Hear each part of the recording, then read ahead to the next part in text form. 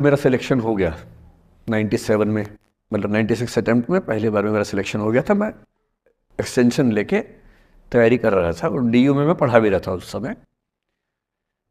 तब मैं शायद डीएवी कॉलेज में था या अग्रसेन को, मैं 2 जगह पढ़ा है डीयू में, तो उनमें से किसी कॉलेज में पढ़ा रहा था उस समय में। तो उस समय एक लाइब्रेरी है कैंपस में ही, सेंट्रल रेफरेंस लाइब्रेरी, आप जानते होंगे, सीआरएल बोलते हैं, जो विवेकानंद जी की स्टैच्यू है उसके सामने ही वो लाइब्रेरी है। उस लाइब्रेरी में नीचे सब बैठ के पढ़ते हैं और टॉप फ्लोर पे रिसर्च फ्लोर है जहाँ एमफिल पीएचडी वाले बच्चे पढ़ते हैं। मैं उस समय शायद पीएचडी कर रहा था या एमफिल खत्म हुई थी, वहीं बैठता था, पढ़ता था रोज़। कई दोस्त पढ़ते थे हम लोग वहाँ।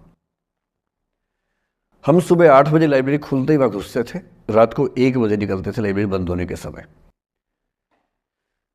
तो वहाँ एक छत थी, छत पे छोटी सी कैंटीन थी जहाँ हम लोग जब जब बोर होते थे दिन में 3-4 बार जाके चाय पीते थे।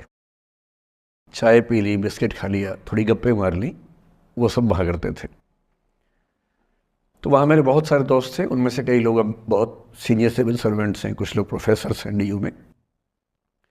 2 बच्चे थे मुझसे जूनियर, 3-4 साल जूनियर थे, बड़े प्यारे बच्चे थे।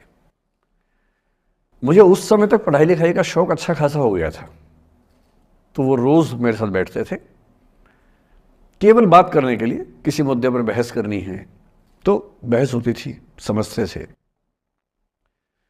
फिर मुझे पता लगा कि वो दोनों रिलेशनशिप में हैं, रिश्ते में हैं।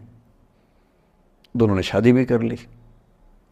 उनकी योजना डीयू में पढ़ाने की थी या सिविल सर्विस की भी थी शायद, पता नहीं। मेरा इंटरेक्शन बहुत ज़्यादा उसके बाद रहा नहीं उनसे, क्योंकि मैं सर्विस में चला गया था। इतने जिज्ञासु बच्चे थे दोनों, इतने जिज्ञासु कि उनसे मिलकर तबीयत खुश हो जाती थी कि हर चीज़ जानने का मन करता था उनका, हर विषय पढ़ने का मन करता था। एकदम जीवन से भरे हुए बच्चे, आंखों में चमक ऐसे। फिर दोनों की शादी हुई तो मैं शादी में जा नहीं पाया, क्योंकि मेरा रिश्ता सिर्फ लाइब्रेरी में 1 घंटा गप मारने वाला था, उससे ज़्यादा था नहीं रिश्ता उनके साथ। फिर सुनता रहता था कि मैं सब बढ़िया चल रहे, पढ़ाई कर रहे हैं, तैयारी कर रहे हैं।